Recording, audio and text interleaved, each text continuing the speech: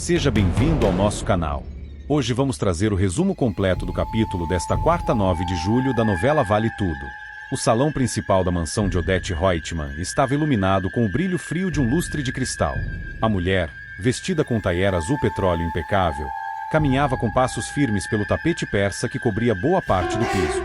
Celina, em pé junto à janela, olhava os jardins com a testa franzida. Ela apertava levemente os dedos uns contra os outros, o gesto de quem se debatia com uma inquietação contida. Odete, eu queria conversar com você sobre a Maria de Fátima, disse Celina, finalmente, girando o corpo para encarar a sogra. Odete nem se deu ao trabalho de erguer os olhos do jornal econômico que folheava com desinteresse aparente. A respeito de quê, exatamente? Respondeu com frieza. Eu tenho notado algumas atitudes dela. Ela é ambiciosa demais, parece dissimulada e manipuladora. Celina respirou fundo, tentando manter o tom respeitoso. Eu temo que ela esteja se aproximando da nossa família com intenções nada nobres. Odete soltou um suspiro entediado e largou o jornal sobre a mesa de centro. Celina, por favor. Estamos falando de uma jovem esperta, com fome de ascensão. Não há nada de errado nisso. Pelo contrário, me admira que alguém como você, tão acostumada a esse nosso mundo, ainda se incomode com um pouco de ambição. Não é só ambição, Odete. É o modo como ela se comporta. O jeito como ela tenta seduzir com meias palavras, a maneira como se insinua para homens influentes. Inclusive para o Rubinho. Você já reparou? Odete Reutemann levantou-se e caminhou até o bar de cristal, onde serviu a si mesma um pouco de uísque. Celina, minha querida, se Rubinho está se deixando levar por uma moça charmosa, o problema é dele. Homens são assim mesmo, todos frágeis diante de um belo par de pernas. E Maria de Fátima tem as pernas certas para subir na vida. Eu, se fosse você, observaria mais e julgaria menos. Celina sentiu o coração apertar.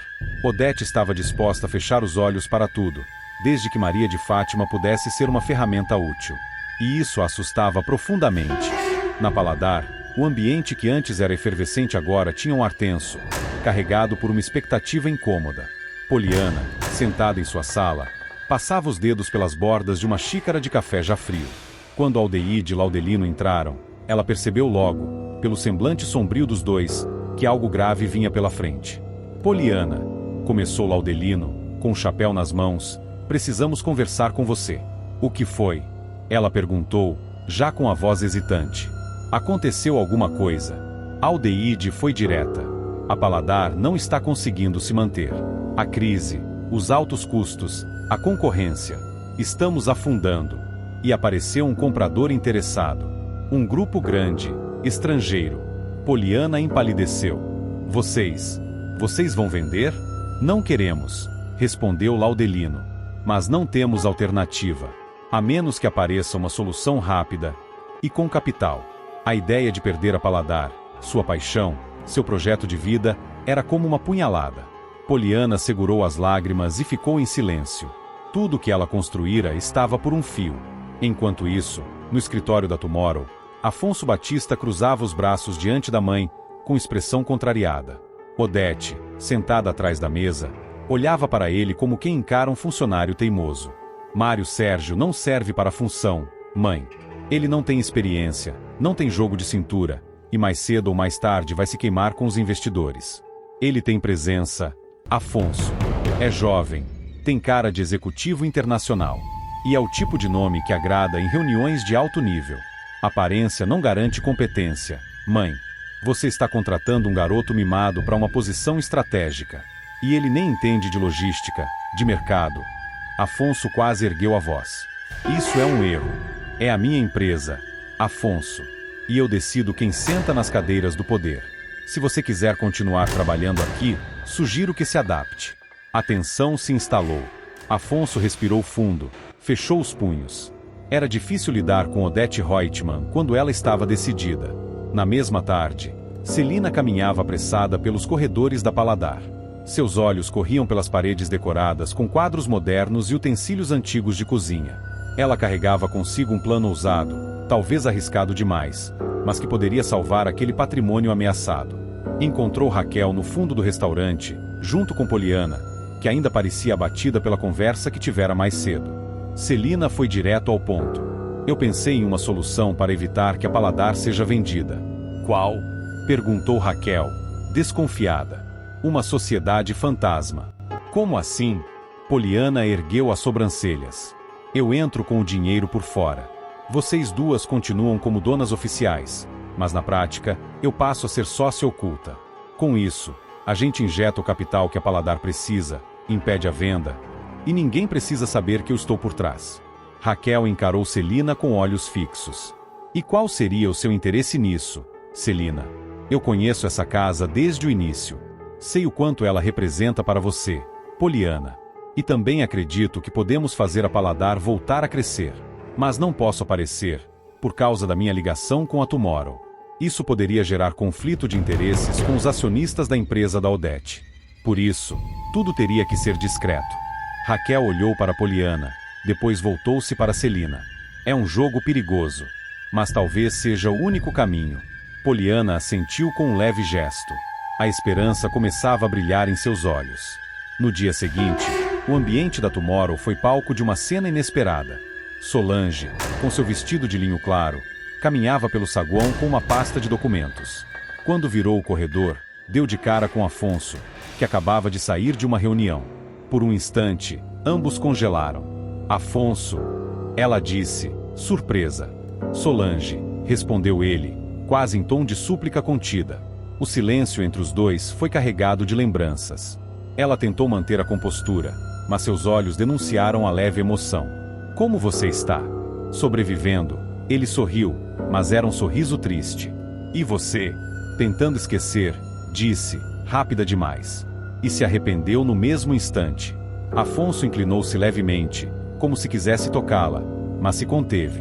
Eu nunca quis te machucar, Solange.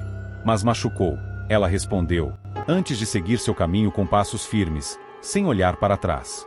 Mais tarde, no escritório de Odete, ela digitava algo em seu computador pessoal quando a secretária anunciou. Dona Odete, a senhora recebeu uma ligação da senhora Raquel Ascioli. Ela quer falar com a dona Celina. Odete franziu o senho. Raquel? E por que ela estaria ligando para Celina?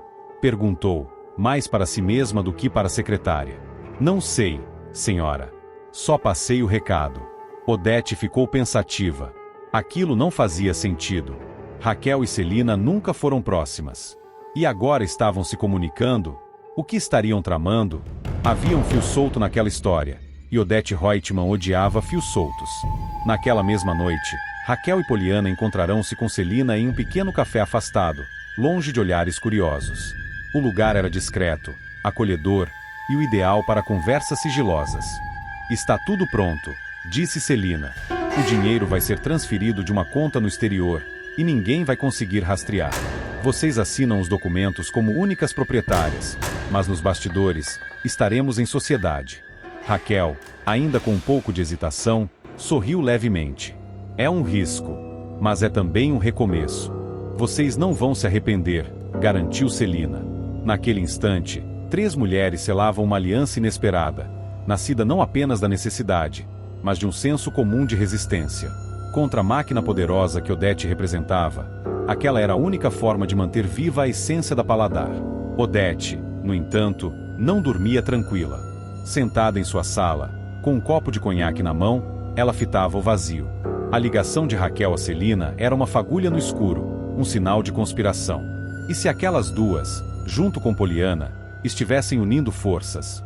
Para quê? Para tentar enfrentá-la? Ela sabia que Raquel era uma mulher perigosa, com coragem e inteligência suficientes para montar um império sozinha. E Celina, embora muitas vezes passiva, era capaz de gestos surpreendentes quando movida por paixão. Odete levou o copo aos lábios. Muito bem, murmurou para si mesma. Se é guerra que querem, guerra terão. O jogo estava em movimento, e cada peça no tabuleiro começava a revelar sua intenção. A batalha entre interesses, ambições e orgulho estava apenas começando. E nenhuma das mulheres envolvidas estava disposta a recuar. Fique ligado para mais emoções nos próximos capítulos de Vale Tudo. Se você gostou do resumo, não esqueça de deixar seu like, comentar o que achou e se inscrever no canal. Até a próxima!